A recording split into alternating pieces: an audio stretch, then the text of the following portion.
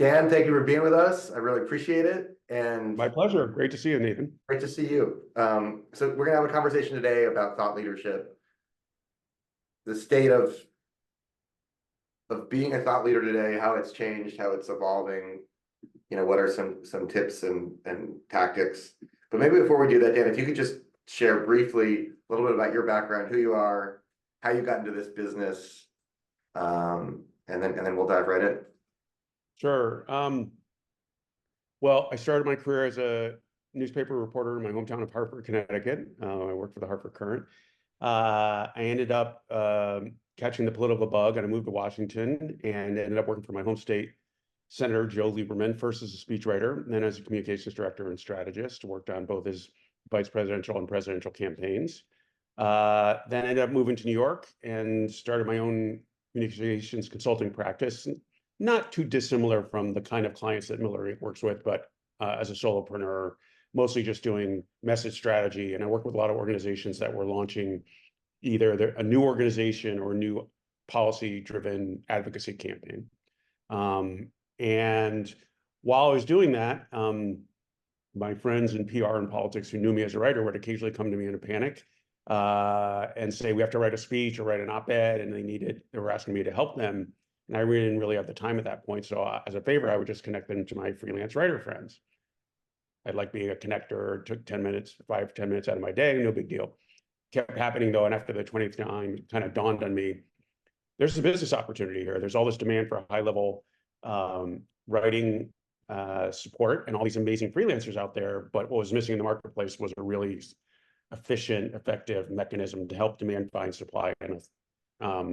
And that was the genesis of my agency, Gotham Ghostwriters, and now I've been doing it close to 15 years.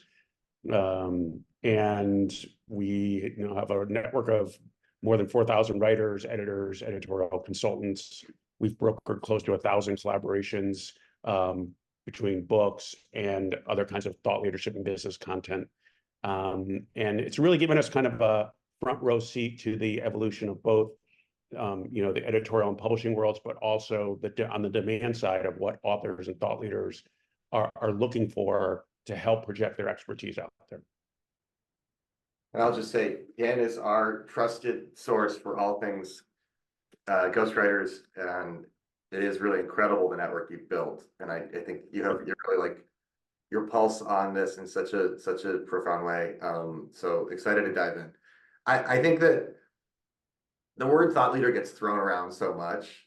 I sort of roll my eyes sometimes when we put it in a memo or we hear it from other people. Everyone is trying to position themselves as a thought leader. I think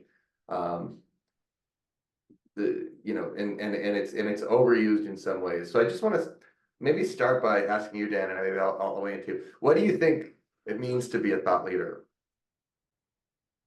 It's a great question. And as we were talking, I was wondering, like, someone is going to at some point either do a study or write a think piece about have we reached peak thought leadership, right? Because the point about like rolling your eyes, it's on the one hand, it's we are still in the middle of a boom and demand for it.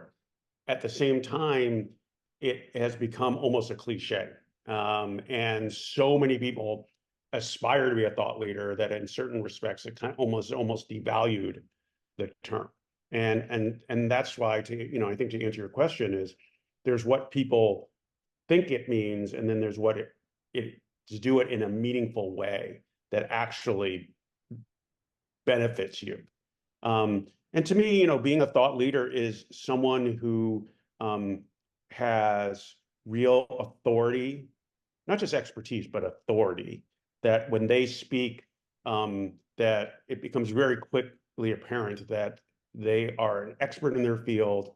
They've thought a lot about it, and they're not just putting information out there that it's beneficial to them, right? I think the real thought leaders and the kind of thought leadership that is valuable for the individual thought leader is ideas and expertise that's of value to an audience, right? And that's something we think a lot about in terms of our clients when we're helping them create content are you putting something out there that is purely self-promotional, meant to show off, or are you delivering value for your audience? And I think if you're delivering value to your audience, then you are, more than halfway to being a true thought leader in a meaningful way. And that's so important, and that's something that we key in a lot too, is that piece of who does this matter to, and why does it matter to them, and how do you dig in a deeper way to understand that? And I think one of the challenges, we'll get into this, is people aren't always the most self-reflective about the value of the content that they're creating, and either they assume everything they write is genius and novel and helpful, or they devalue their own thoughts and expertise and just assume nothing they say is that interesting or dynamic. And I've seen both of those things play out.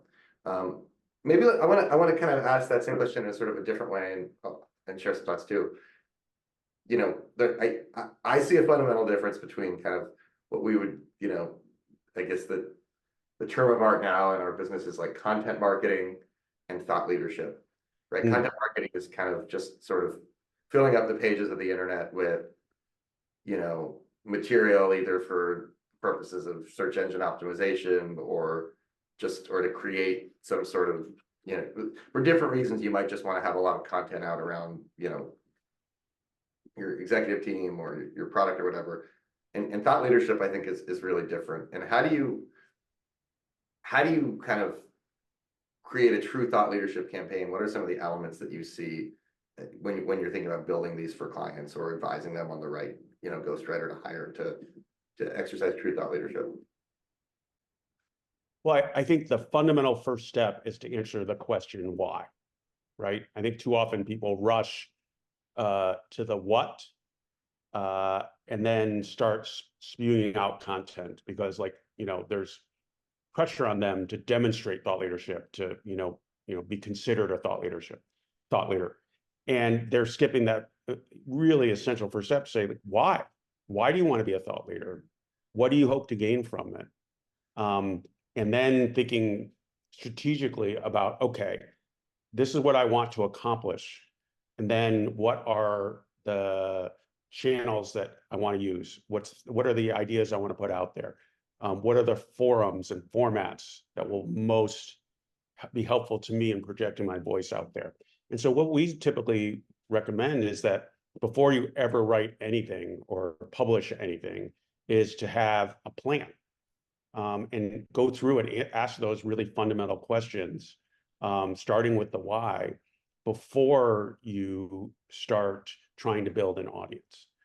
Because if you don't know who your audience is or what's going to be of value to them, then all that energy you're going to put into creating content and getting speaking gigs and things like that are going to fall flat, and you're just not going to get the return on investment you hope for. That's a great thing. I just add a couple things. I think that just to build on what you said, I joke to, often with our team here, to be a thought leader, you have to have you have to have thoughts and you have to be a leader. You have to have original thoughts and you have to have actual leadership on a subject, meaning expertise, usually rooted in deep experience. That's important. I think another thing that just to build on what you said is the ability to package information in this environment is so incredibly important. It's not just about knowing the material. We've worked with a number of academics who maybe are so brilliant in a certain area and they know very deep, but they have an inability to then take that material and package it in a way that people can hear it and understand it and resonate with it and make that material valuable for an audience. So we have a maxim at my agency, the 3 C's: clear, concise, and compelling. I think that's really important for the current environment when you're thinking about thought leadership. Can you take a body of knowledge and package it in a way that's clear, that people can understand it, that's concise? People have shortening attention spans. Can you shorten it as much as you can, and compelling? Can you make it fly off the page and speak to them in a way that's really specific for their life? I think that's really, really important, and it often doesn't go that way when you're thinking about thought leadership. I want to ask kind of a follow-up question on this. What mistakes do you see aspiring thought leaders commonly make? Well, just to reiterate, the number one by far is to start spewing out content before you have a plan in place and you Yep. have an understanding of, who your audience is, what's the best way to reach them, um, and what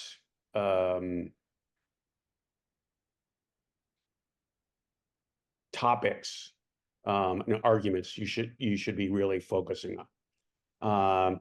I say another mistake is just copying what other people do, right? Because what might work for one thought leader in one context, in one field, doesn't automatically translate to another, right? So a great example of that is, if you're not a polished speaker yet, and you're not comfortable speaking in front of audiences, rushing out and trying to get speaking gigs, just because an advisor tells you that, or, your peers are doing that, will backfire on you because you'll be expending all this time and energy to try and get something that's, probably not going to, you're not going to land. And you could be channeling that time and energy into something that's going to be more productive and get a better ROI for you. And then I think another example of that is, if you're really good on at writing, but you're not necessarily sharp on podcasts. Again, podcasts are very trendy right now, and they can be a very effective platform for building an audience and demonstrating your thought leadership. But if it's a medium that you're not comfortable with yet, or you're not far enough along in the arc of building your authority, and you're trying to get on podcasts where there's 100,000, 500,000 subscribers, they're not going to book you, right? And I think that's and that harkens back to another mistake, which is that people are kind of aim too high, right? And they don't recognize that to get to those places you have to build. And I think, and this will probably resonate with you, is particularly for people, say, over 45, right? The metric of success is getting an op-ed placed in the New York Times, the Wall Street Journal, the Washington Post, these, brand name publications. Not only is that nearly impossible now for even the most brand name thought leaders, it's not necessary. And I think that is, something that we have to kind of, really pound into our clients, is that it's expending a lot of time and energy that you're probably not going to get placed. And more importantly, it's not necessary for you to deliver on your strategy. And that more and more these days, the most important thing is what you do with your content, not where it sits. And again, for anyone particularly over 50, requires a mindset shift and requires some education. That is so important. I want to put a pin in that and come back to it and talk a little bit about the ecosystem, the content ecosystem we think about. Sure. And I think it's exactly right. And every client, let's say 90% of our clients come to me and say, we want coverage in the New York Times, or we want an op-ed in the New York Times, or and that is, it is very narrow, and I agree with you. It's in having placed many op-eds in the New York Times, the Wall Street Journal, Washington Post. It's great, but it's not the panacea that people believe if they do that, X, Y, or Z will happen, and it's often not the case. I want to add a few more takes to the mistakes that I see. So one is the lack of focus and discipline. People wanted, like you said, people before having a plan and really deciding who is my audience, what is the value that I'm providing to them, what is my real expertise. They want to have a million takes on a million things, and they think they're really interesting, and they don't have time. Basically, nobody has time to be just, a general commentator on everything that's interesting. And then maybe look at one or two people who have that ability now, whether, they say, I want to be like David Brooks or Joe Rogan, or, you name whoever the thought leader is, and they have takes on a lot of different things because they have a column at the New York Times and they've been doing it for, 40 years. But that's not how it goes. And I think it's really important when you first start a project or a thought leadership program is to be very, very, very, very focused and very, very disciplined. And not just, and to establish thought leadership around a core thing that speaks to a specific audience that harkens back to your expertise. I also think a common mistake that I see is not devoting enough time or resources to the project up front, making the assumption that you can do this on the cheap or sort of pay someone a little bit of money and assume it's going to work out. Increasingly, what I tell clients when we start working together is this is going to take more time than you think it's going to take. And it's probably going to take more money than you think it's going to take. Not just in terms of agencies or outside advisors like us, but also building those publishing platforms effectively to hold that content and to have enough wiggle room to invest in building an audience that you can be constantly feeding interesting content. And so I think that's another thing that I see quite a bit. I also want to mention our audience. We will have plenty of time for you all to ask questions. So if you want to start putting questions into the Q&A, we'll be sure to get to them. But I have a few more questions I want to get to with Dan before we do that. Nathan, I just want to add real quick to your point about time. We see that a lot with the authors that we're working with, right?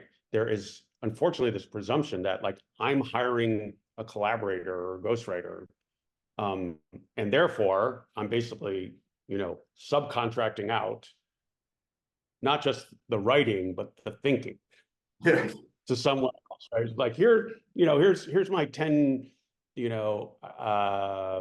principles of leadership or management, and, go run with that.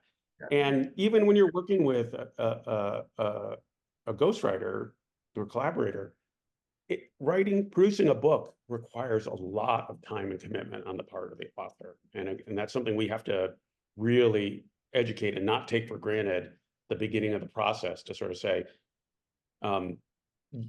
this is going to be a demand on you. It's going to require major investment, not just, of your time, but emotionally. Yeah. And you have to be prepared for that, if you want this to succeed.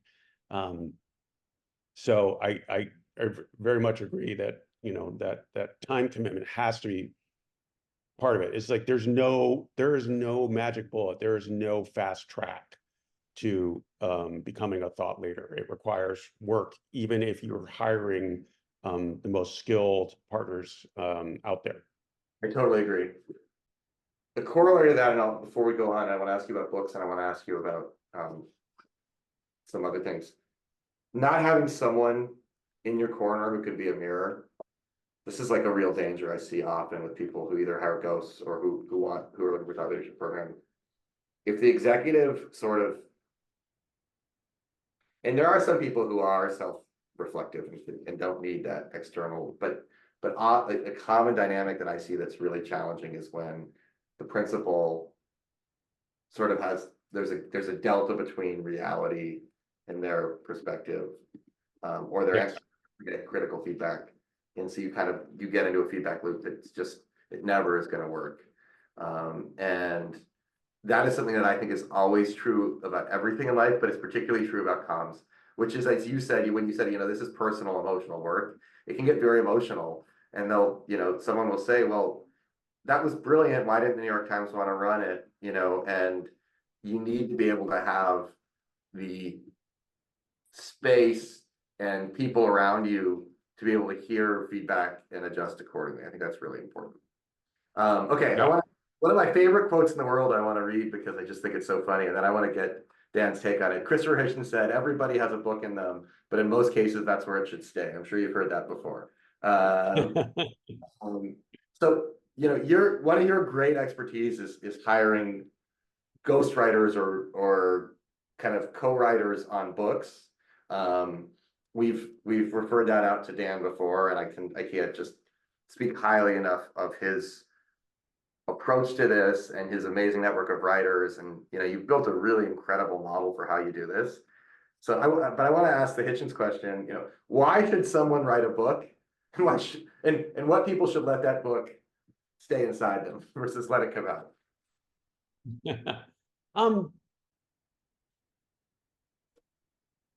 Well, I have a funny connection to Hitchens, and I'm a huge fan. when I was working for Senator Lieberman in, I believe it was in 1999, he was invited to be a competitor in the funniest celebrity in Washington competition, and which was kind of a lark, in that they really picked public figures who were not known for being funny and getting them to do stand up. Hmm. And that year it was Lieberman, Susan Molinari, and then Hitchens was one of the, and he was incredibly mordantly funny, and I will never forget that. I think there is a real important cautionary note in what he's saying, but at the same time, I think it is a little outdated, especially given the shifting expectations on public figures and the premium on thought leadership, but also because of the explosion of communications channels and platforms and the ability for anyone, literally anyone now can write and publish a book. Mhm. When Hitchens first started writing, that was not true, right? We've seen a total sea change in book publishing. And the result of that is that a lot of people who, not a question that they shouldn't be writing books, but they're not equipped to write a book that delivers value, are flooding the marketplace, right? So I would say in this day and age, given the changing context, I think the warning in Hitchens' words, we probably should be adapted to sort of say, not, whether you should or shouldn't write a book, but are you going to write a book that's going to reflect well on you and add something, right? It doesn't have to be revolutionary. It doesn't have to be brilliantly literary, but are you contributing something to an audience? And it doesn't have to be a big audience. And that to me is really the litmus test authors should be thinking about, is don't just write a book to check a box, right? Write a book that will engage an audience and add something of value, help people, either be inspirational, educational, thought-provoking, or purely informative. And the great thing about the democratization of publishing through self-publishing is it doesn't rely on third-party gatekeepers to judge, whose book is worthy. And it doesn't, it severs that link between profitability, being able to have the book be a product that earns enough money to justify the publication of it, right? And by doing so, that creates an opening for a lot more content of value to be out in the world, a lot more stories to be told, and a lot more voices to be heard, many of whom were marginalized by traditional publishing for generations. Absolutely. I want to pick up on what you said about, so first of all, everybody is a publisher, right? That's Yes. a change. It doesn't matter if you're a brand, if you're a school, if you're a nonprofit, if you're, a guy sitting in your basement. Everyone has the ability to be a publisher and to reach directly to an audience in a way that was just never possible before. And the long tail of the internet allows you to reach narrower and narrower audiences that are bigger and bigger because of just the way our technology works. I think that's a huge difference since Hitchens came around, and also just the sort of mediated, curated model of communications, where before you had to go through a book publisher or a media outlet to reach like major audiences today has changed, and so that's gotten flipped on its head. I want to talk about how you build a thought leadership program that's sort of layered, that includes different elements, whether it's books, social media, blogs, an earned media program, op-eds, speaking engagements, events. How do some of your clients think about those things and nesting them together? And I wanted to see if you have any takes on that, and I'll add a few too. Sure. I would say that, a really essential threshold question is, where are you in your trajectory, right? Because if you are working in a very niche field, but you are a very established authority figure in a niche field. And what you're trying to do is to broaden your audience and expand your platform, right? That's different than someone who's at the very beginning of their journey, right? And is trying to establish their authority and begin building an audience. And what, the building blocks of your strategy will depend a lot. You now use this term a lot. It's context is king, not content.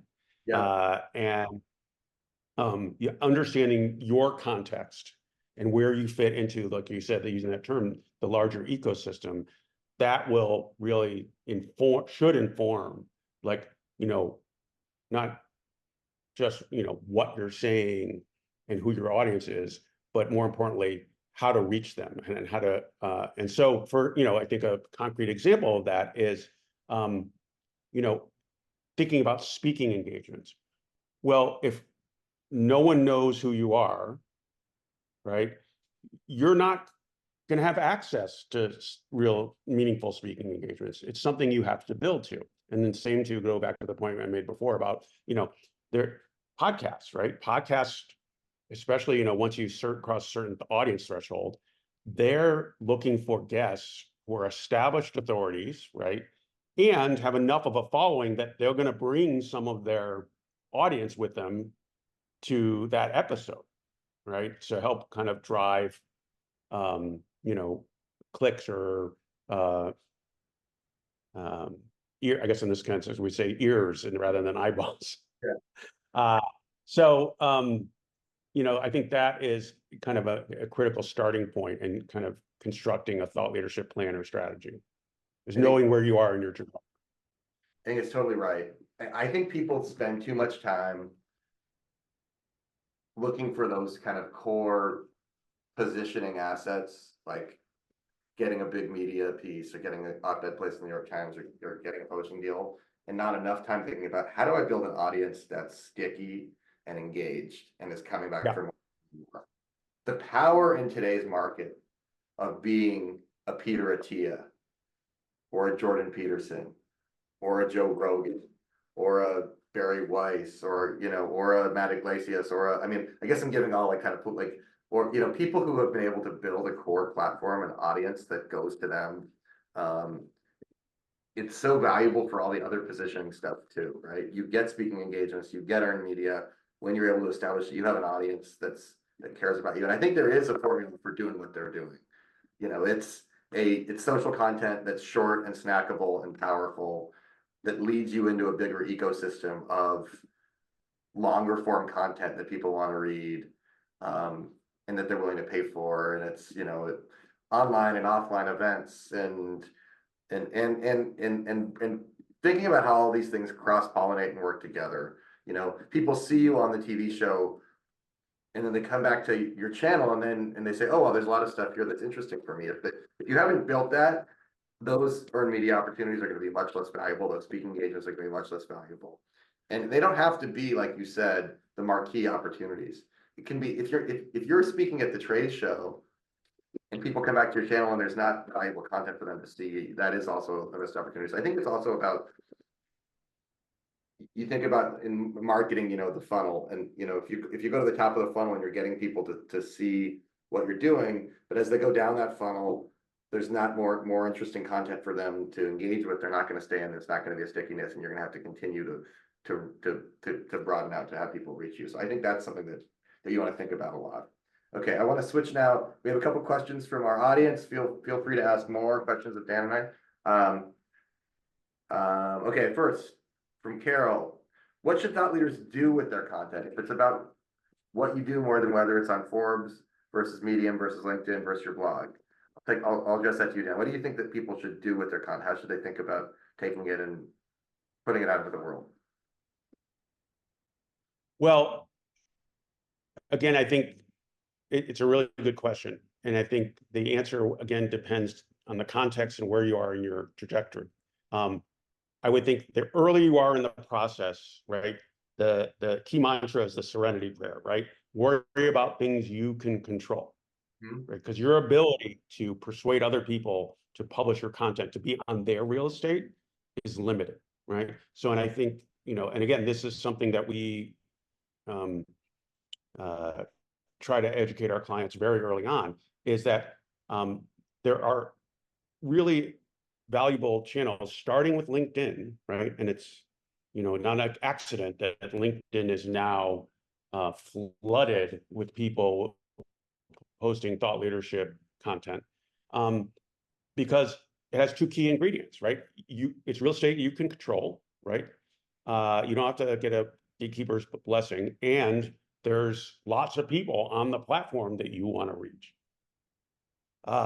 So thinking about how do you leverage those channels like LinkedIn, like Medium, creating a newsletter, right? It's a very, again, you have to be realistic in setting your expectations about, who's going to subscribe to your newsletter at the beginning. But if you put content out there on a regular basis that's of value, that helps inform, enlighten, provoke an audience, you're going to start building a following.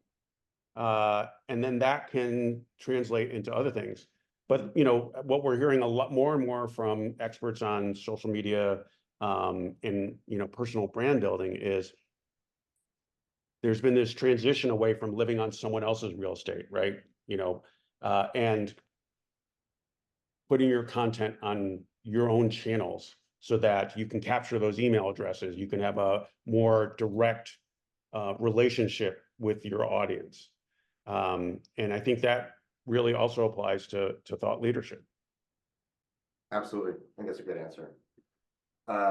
From Brian, thank you. From Brian Fishbach, our friend Brian, a talented ghost himself.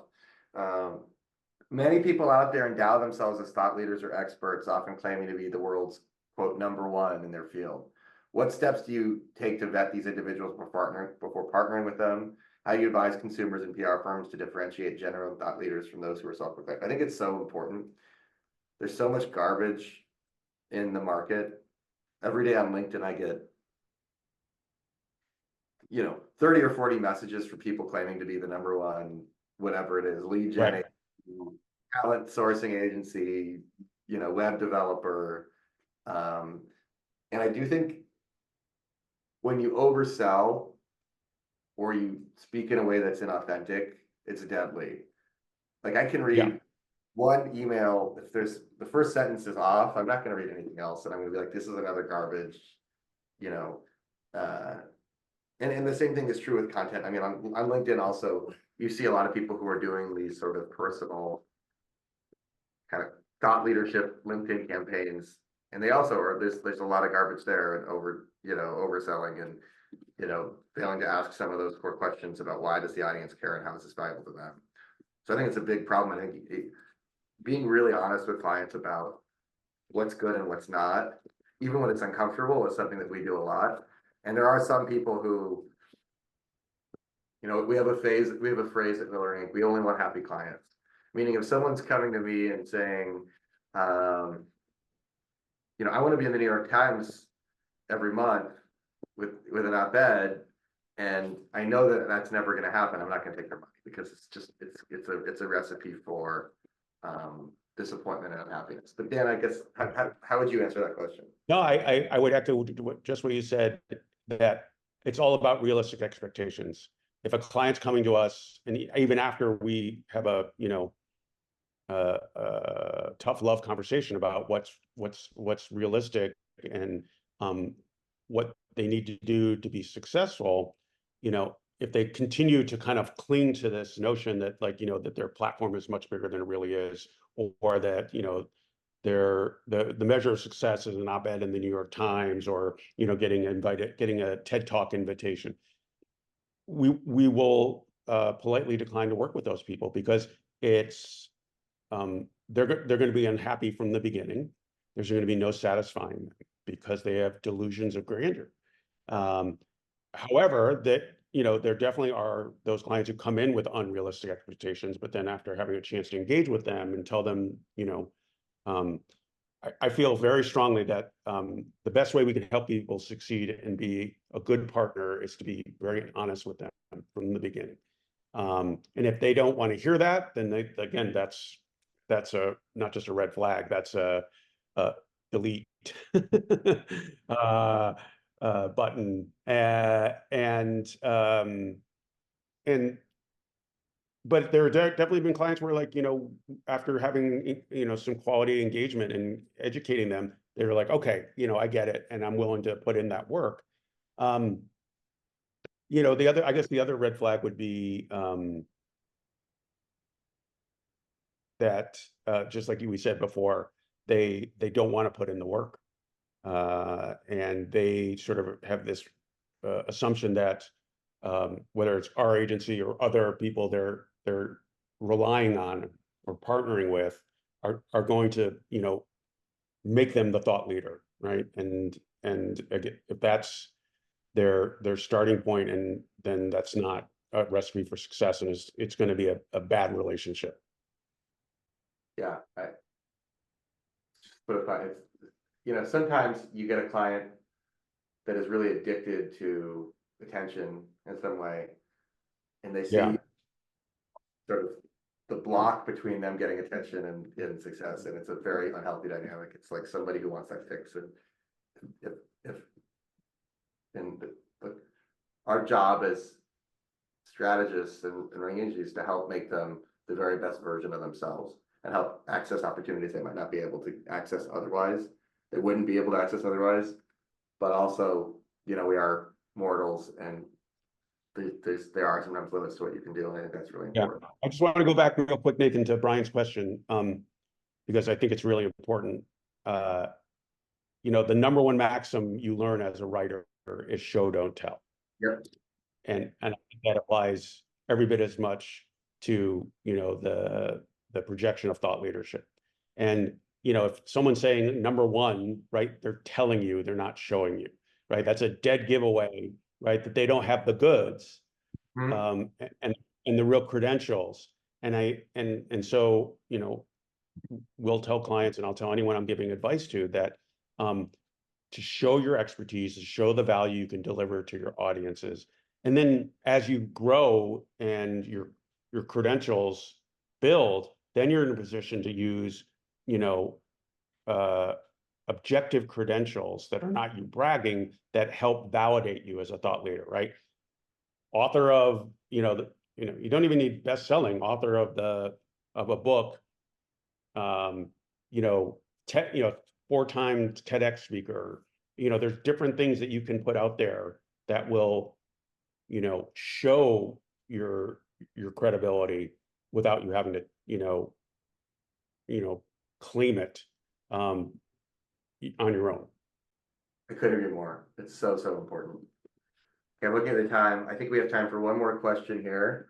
And I'll just say, feel free, you can always reach out and email us after the fact, and we'll weigh in when we can. But I'll just say, I think let's choose this one. How do you see the role of thought leadership evolving in the next decade, particularly with the rise of new technologies and platforms? How's Yeah. this business going to change in the next decade? Um, You want me to take? I'll give you my take while you think. Is that good? I'll yeah. let you do the last word. Um, I think AI is very interesting. I think AI will accelerate existing trends. In Mhm. other, like, really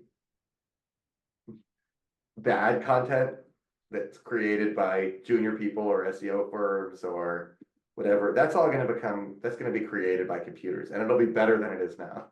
Like the AI for sort of, but I think the really thoughtful, dynamic content created by humans will become in shorter supply and even more important. And I think, the value of something interesting that can stand above everything else is going to become exponentially more important. And I do think we will continue to see a decline in sort of the massive mediators, of traditional media.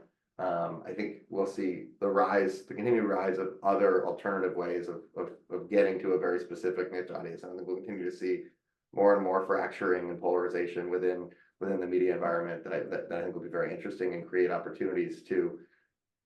I think it'll be more and more and more important to think about who is my audience, what communications information ecosystem are they swimming around in, and how do I get into that ecosystem, and then how do I bring them in and keep them engaged on my specific channel or platform? Yeah, you sort of read my mind, because obviously I think AI is going to have a powerful impact. And right now, we can only conjecture. But I tend to agree with you that I think one of the major impacts it's going to have is it's going to greatly expand, like exponentially, beyond exponentially, the amount of content that's out there, because the barrier to entry and the costs, and the efficiencies that AI create are going to explode the amount of content. To some degree, I think that is going to devalue a lot of what people right now think is, value adding thought leadership content. And I tend to believe it's going to do two things. One is it's going to, just like you said, put a premium on having really thoughtful, original content that AI can't generate on its own, right? That working with a thought partner, and a collaborator in, whether it's, writing a book, doing speeches, articles, whatever, it is going to be incredibly important to help you stand out from the maw of, mass-produced thought leadership content. If I had to, guess at something a little bit more provocative, I think we're going to see a much greater premium on, kind of a Back to the Future trend of in real life events, Hmm. where you can touch and feel people, rather than just having automated generated content. And to a certain extent, I think that will extend to video. That again, not kind of slick mass produced video, but like doing what we're doing, where you're hearing directly from people and it's authentic. And there's no way that it can be, approximated by the technology. So I think we're going to see more and more of that, where people are going to want to hear directly, like where they can actually see the person talking, that they know it's coming from them rather than it's being mass produced by AI. That's a guess. I totally agree. I went to an event for Ryan, not because I'm actually a big follower, but because I have a friend who is, and he said, I'm going to this event with Ryan Halliday. You know who that is? He did he does he was Mr. a Stoic. yeah.